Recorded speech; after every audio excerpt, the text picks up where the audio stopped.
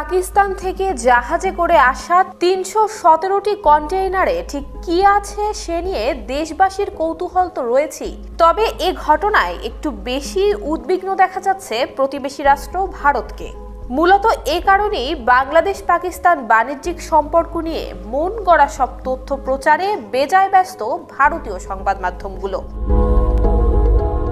দেশের রাজনৈতিক পট পরিবর্তনের পর হঠাৎই পাকিস্তান থেকে পণ্যবাহী জাহাজ ফিরল চট্টগ্রামে। নতুন এক ইতিহাসের সাক্ষী হলো গোটা দেশবাসী। মুক্তিযুদ্ধের পর এটি ছিল করাচি থেকে সরাসরি চট্টগ্রামে নোঙর করা প্রথম কোনো জাহাজ। এর মধ্য দিয়ে প্রথমবারের মতো দুই দেশের মধ্যে নৌপথে সরাসরি যোগাযোগ শুরু হলো। চট্টগ্রাম বন্দর কর্তৃপক্ষ জানায়, পানামার পতাকাবাহী কন্টেইনার জাহাজটি দুবাই থেকে করাচি হয়ে গত সোমবার চট্টগ্রাম বন্দরে পৌঁছেছে। এতে ৩৭০ একক কন্টেইনার পণ্য ছিল।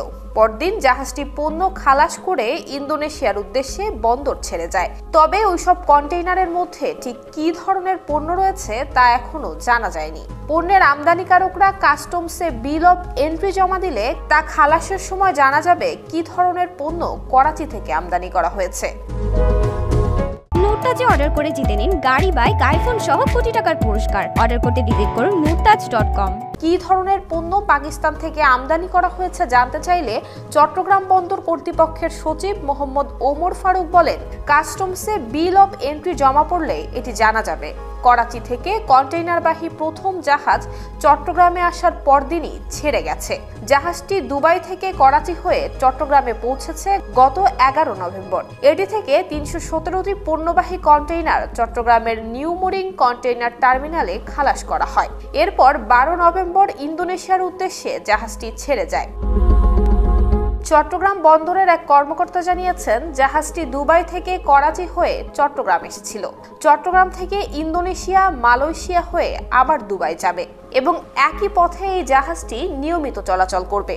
গত ১৩ নভেম্বর ঢাকায় নিযুক্ত পাকিস্তান হাই কমিশনার এক বিবৃতিতে বলেন, করাচি থেকে সরাসরি পণ্যবাহী একটি জাহাজ চট্টগ্রাম বন্দরে এসেছে, যা দুই দেশের মধ্যে প্রথম সরাসরি সামুদ্রিক সংযোগ। নৌপথে পণ্য পরিবহন বাংলাদেশ পাকিস্তানের মধ্যে দ্বিপাক্ষীয় বাণিজ্য এবং ব্যবসায়িক সম্পর্ক আরও জোরদার করবে বলে ধারণা করছেন বিশেষজ্ঞরা। নুসরাত জাহান মেহেক, জয় জয় দিন।